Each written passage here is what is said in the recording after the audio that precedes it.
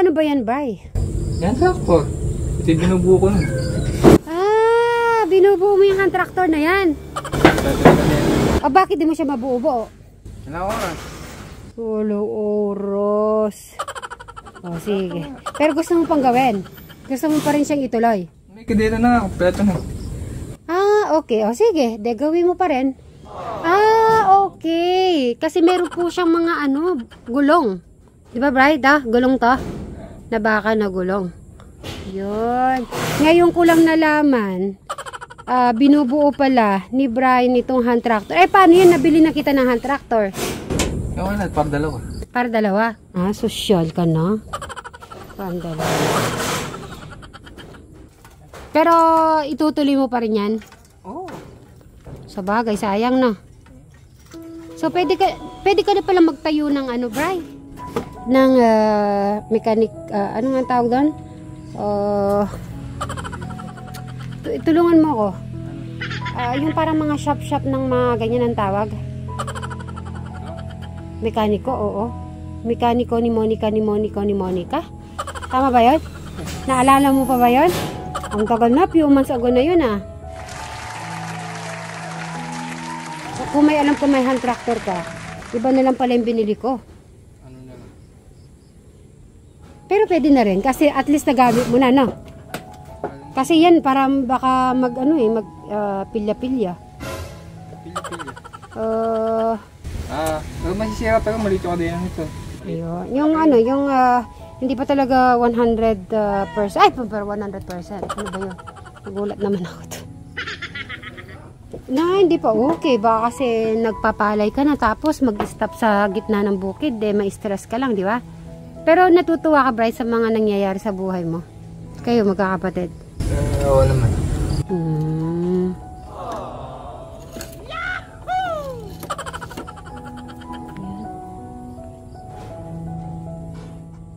Pero ano naman masasabi mo sa mga sibling followers na hanggang ngayon ay nandito pa rin sila?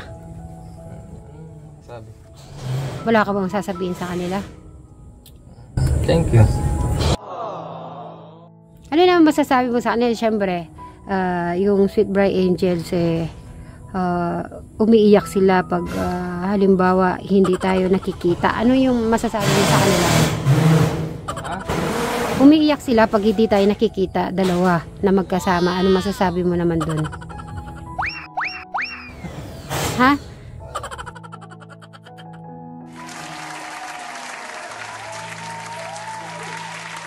Mabubuo ko na lahat.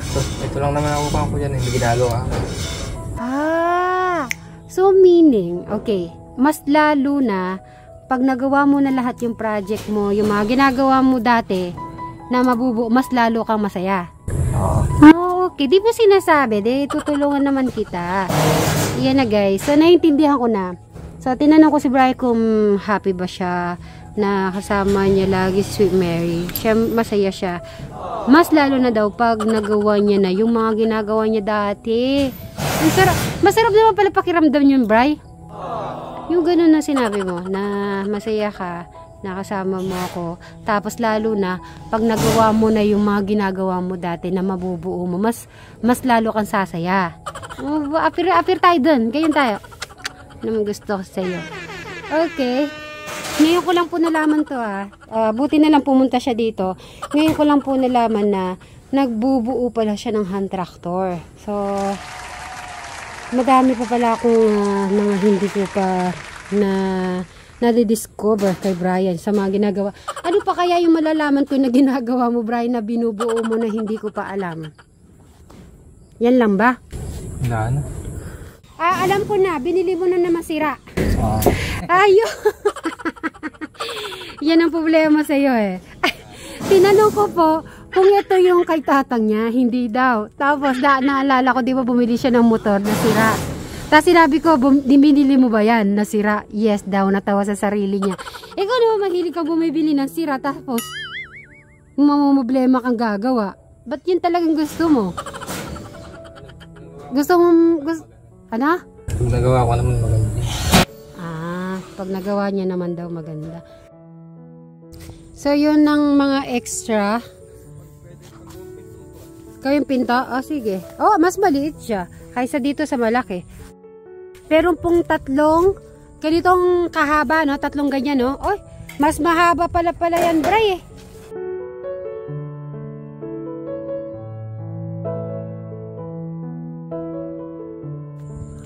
Sa mga yero-yero po na to, wag po kayong mag-alala. Yan po ay magagawa na po yan. Soon din po yan para sa kanyang kubo. Bray, tama ba? Yung mga yero na to, gagawin mong kubo? Kubo. Okay.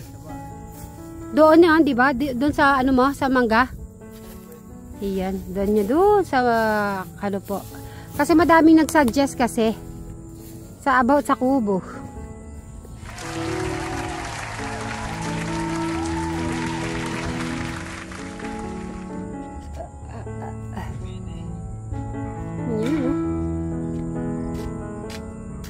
Meron pa ba doon? Meron pa maliit doon, di ba? Yung malapad na Bray. Yung katuwa ni Brian.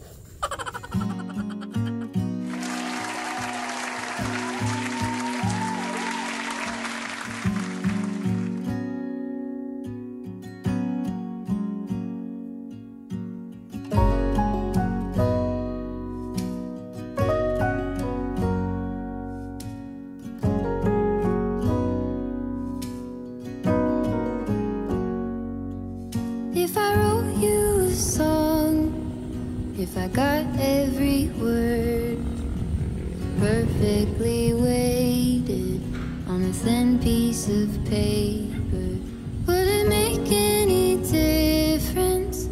Would it change for the better if I wrote you a poem, if I posted a letter? Yan, no? Pero usog na naman po, guys. Pero usog.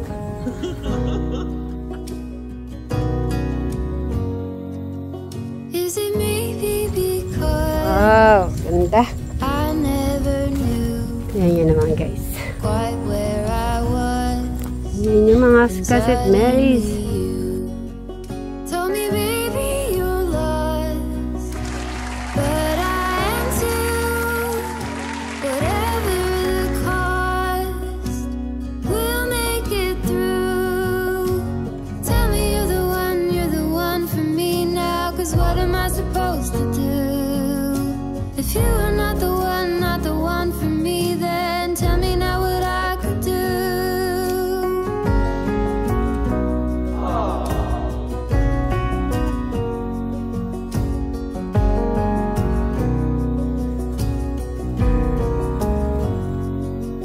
If I told you that I don't know where I'm going, don't know what to say, but I go without knowing. If I told you that I don't know what to believe in, don't know how to pray, but I pray anyway. Tell me you're the one for me now. 'Cause what am I supposed to do Okay. if you are not the Natakpan niya na, guys, yung one butas. for me? Then tell me now what I could do. Tell me you're the one for me now. I pray that you believe it too.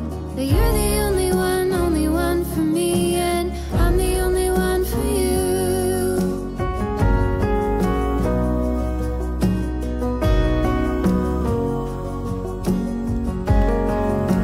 Tinatakpan. Tatakit ng butas.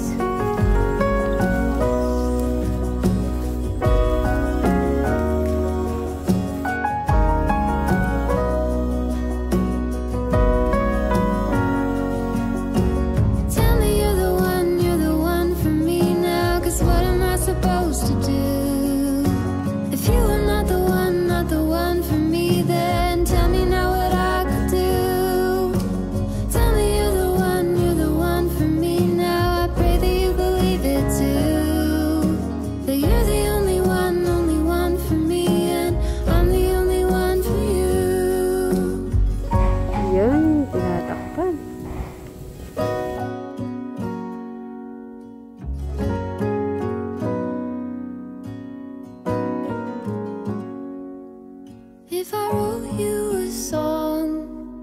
if I got every word perfectly weighted on a thin piece of paper.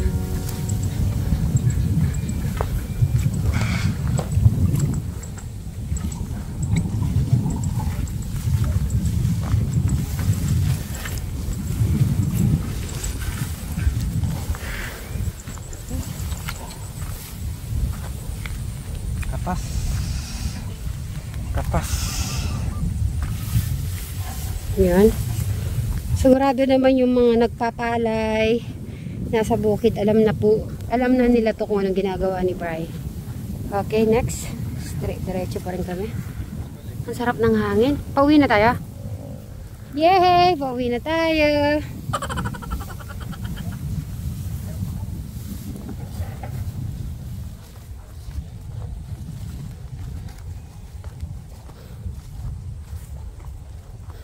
So, na-i-check niya na po yung mga butas para yung mga katas-katas po daw ng yung halimbawa, itong side na to, tapos yung isang side na yun para matakpan niya.